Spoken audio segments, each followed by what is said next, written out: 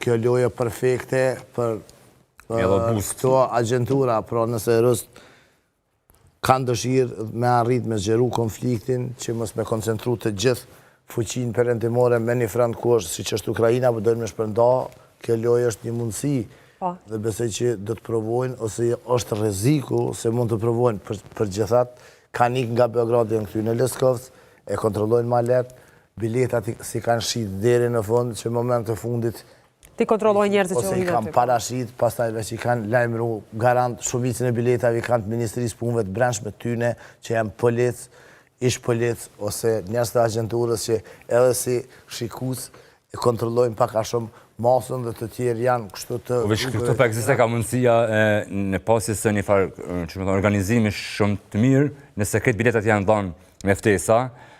Serbia pas ka ndosh shumë letë që me bon, ose me provoku, me shkaktu një provokim në anën stadion. Por nëse i ka shpërdar biletat vetë, përgjithëse është vetë më pas, që ka të shëndohet? Po, nga përvojat vullnet që kina po, për një qeveri zyrtare sërbe, të Serbisë, Republikës Serbisë, është këgja problem ata vetë me inskajnu mja bo vetit ato. Po, unë mendoj që rreziku më i madh është nga struktura tjera, të cilat dojnë me sabotu edhe këto, edhe marrëdhëniet, edhe garancën e sërbë. E qëtash ato janë shumë, qëtash janë shumë. Absolutisht. Janë shumë. Mund t'jenë sërbë nga Republika Sërbska të lidhur me Rus, mund t'jenë agentura këta të Vojvodinës, Avlioskosit që e kanë ato, mund t'jenë të opozitën sërbësia që dojnë me dëmtu Vučićin si politikan që mi a morë për shtetin, pra ka shumë... Lojra të ndryshme që uroj të mos bëhet në shqiptarët. Kërë nëzën një sërbë, si u raportu atje, kërë nëzën një sërbë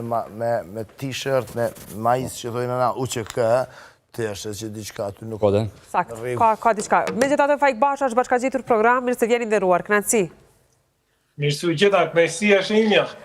Leturojmë fillimisht një fitore sonte për djemë tanë, por në anën tjetër ka një debat këtu natyrisht me Valon Syllën dhe Vullnet Krasiqi, të cilat sikur kanë disa pyetje në drejtim tuajën se a e njini realitetin sërb, sepse dëgjua më herët një koleg ton i cili përshkru natyrisht situatën, gjendjen e keqe e cila është atje. Po, sigurisht që ne e njohim realitetin serb, ne e njohim se si është situata në Serbi, ne kemi të qarta të gjitha elementet që ne me Serbin nuk mund të jemi vend mik, edhe pse në situatat të ndryshme mund kemi paraqitur situata bashkëpunimi. Ne jemi vend i cili kemi patur konflikte të lashta me atë popull, sigurisht që ka detyrime të mëdha ndaj shqiptarëve, ndaj kosovarëve dhe gjithë Ballkanit në tërësi, kështu që nuk mund të them se çfarë kanë diskutuar, se ndoshta nuk e kam kapur kolegët në studio, por gjithsesi kjo ndeshje është e rëndësishme sepse përveç asaj sportive dhe ndoshta shumica e njohin, e shikojnë në këndvështrimin sportiv dhe mundohen ta mbyllin këtu, mendoj që përfaqësimi, serioziteti e gjitha duhet luhet edhe për te sportit, sepse sporti është bashkim, por ndonjëherë është edhe domethënie dhe është edhe tregues kombesh. Sakt, pra Vullnet thot Basha se njohin realitetin. Jo, nëse nuk e qenë më herët, vetëm thash që befasona se qysh shqiptarët e Shqipënisë befasohen me Serbinë e sotme. Edhe sa të shkojnë në Serbi, ju ndodhë që kë